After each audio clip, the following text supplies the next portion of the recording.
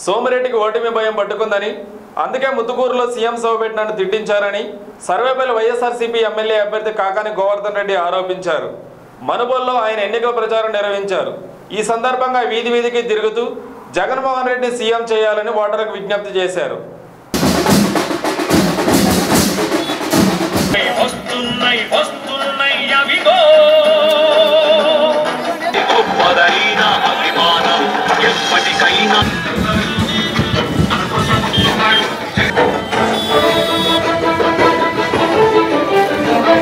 ముఖ్యమంత్రి హోదాలో ఏ నియోజకవర్గంలో?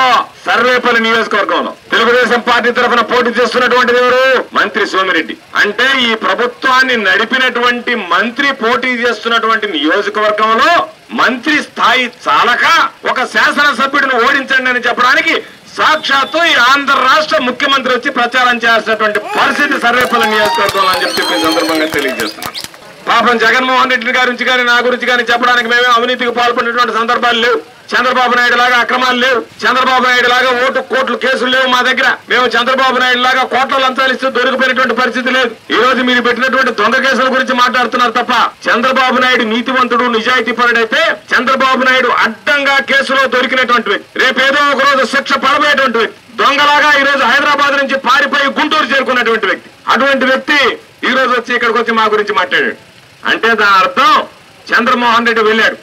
ఈ మధ్య ఏ సర్వేలు జరిగినా సరే సర్వేపల్లి నియోజకవర్గంలో మంత్రి తల కిందకి కాళ్ళు పైకి పెట్టి తపస్సు చేసినా ఎన్నిక ఏకపక్షం వయసురాలుగా చెప్పినటువంటి అబద్ధం చెప్పి చెప్పి చెప్పి సర్వేపల్లి నియోజకవర్గ ప్రజలను ఆకట్టుకోలేకపోయాడు. కాబట్టి పాపం చంద్రమోహన్ రెడ్డి దగ్గరికి పోయి అయ్యా నేను చెప్పినటువంటి అబద్ధాలు సర్వేపల్లి నియోజకవర్గంలో నమ్మే పరిస్థితుల్లో లేరు. భారతదేశంలో కాదు కదా ఈ ప్రపంచంలోనే అబద్ధాలు చెప్పి నమ్మించడంలో ఎక్స్పర్ట్ నారా చంద్రబాబు నాయుడు గారు. కాబట్టి నాయన నువ్వేదన్నా వచ్చి 4 అబద్ధాలు చెప్పి నన్ను గట్టెక్కించమన్నాడు. ఈరోజు చంద్రబాబు వచ్చి నేను అది చేస్తాను ఇది చేస్తాను అని చెప్పాడు. ఈరోజు గతంలో 2014 ఎన్నికల్లో చంద్రబాబు నాయుడు వచ్చి నేను అది చేస్తాను ఇది చేస్తాను అంటే అర్థం ఉంది.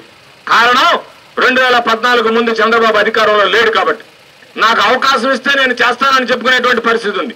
వ్యక్తి 5 సంవత్సరాల్లో చేయనటువంటి పనులన్నింటినీ ఈ రోజు నేను చేస్తాను అని చెప్పి ఓట్లు వేయించుకుంటే ఎవరైనా నమ్మి చంద్రబాబుకు ఓటు వేస్తారా?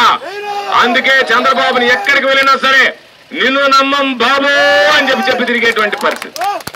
ఈరోజు వ్యవసాయ శాఖ మంత్రిగా ఉన్నటువంటి వ్యక్తి ఈరోజు నేను ఒకటే విషయం చెప్పా. మడవనూరులో సమావేశం ఏర్పాటు చేశాడు. చంద్రమోహన్ రెడ్డి అపర కుబేరుడు అవతారం ఎత్తాడు, అపర భగీరథుడు అవతారం ఎత్తలే.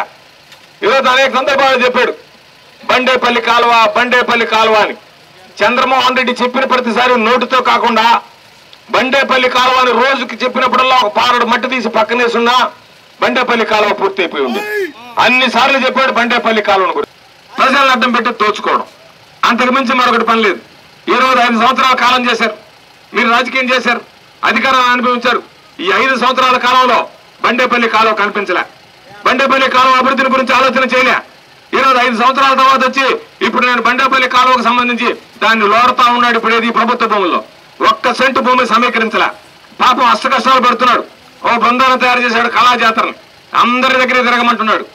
ఎక్కడ కూడా ఎప్పుడు కూడా ఒకటే గుర్తుంచుకోండి, చంద్రమోహన్ రెడ్డి లాంటి అవినీతి పరుడు కనుక మరలా వస్తే ఈ ప్రాంత ప్రజల మాన ప్రాణాలకు కూడా ఈరోజు హాని తలపెట్టేటువంటి మనిషి అని చెప్పి సందర్భంగా తెలియజేస్తున్నాను.